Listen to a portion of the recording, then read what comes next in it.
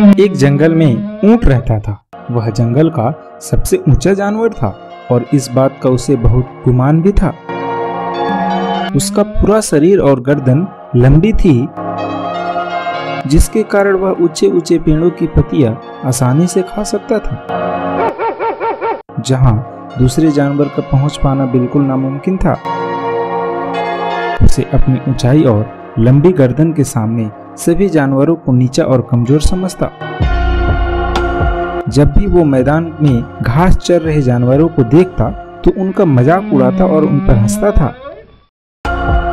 एक दिन जंगल में 3 जंगली भैंस भोजन की तलाश में घूम रहे थे। घूमते घूमते वे उस स्थान पे पहुंचे जहां ऊंट एक ऊंचे पेड़ के पत्ते खा रहा था। उनका मन भी उस पेड़ के पत्ते को खाने का हुआ, लेकिन उनकी ऊंचाई ऊंट जैसी नहीं थी, न ही उनकी गर्दन लंबी थी। इसलिए वे ऊंट के पास जाकर बोले, ऊंट भाई, थोड़ा पत्ते हमें भी दे दो, हम भी जरा इन पत्तों को चख कर देखें कि इनका स्वाद कैसा है। पर घमंडी ऊंट ने उनकी एक ना सुनी और उल्टे उन्हें दुत्कारते हुए बोला, तुम्हें पेड़ के पत्ते खाने हैं तो खुद तोड़ लो, मैं तुम्हारा नौकर थोड़े ना हूं जो तुम्हें पेड़ के पत्ते तोड़ तोड़ कर खाने को दूंगा। ऊंट की बात सुनकर जंगली भैंसों को बहुत दुख हुआ। वे बेचारे मजबूर थे, कुछ कर भी नहीं सकते थे।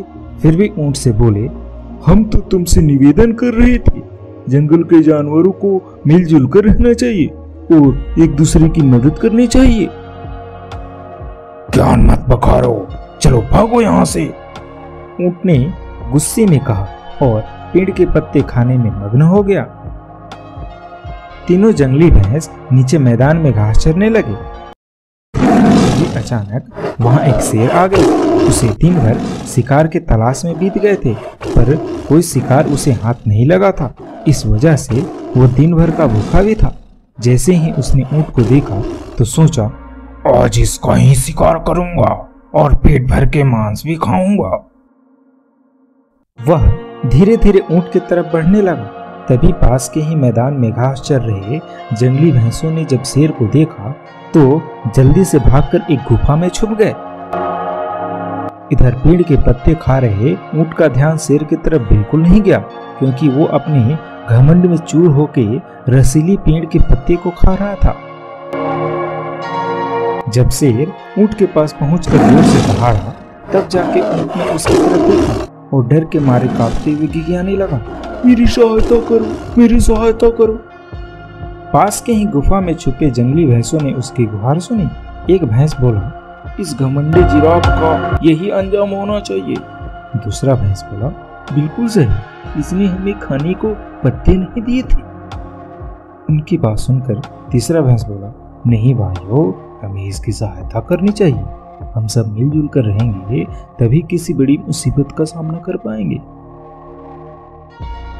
दोनों भैंसों को तीसरे भैंस की बात अच्छी लगी। तीनों ने ऊंट की सहायता करने का फैसला किया और गुफा से बाहर निकलकर शेर की तरफ बढ़ने लगे।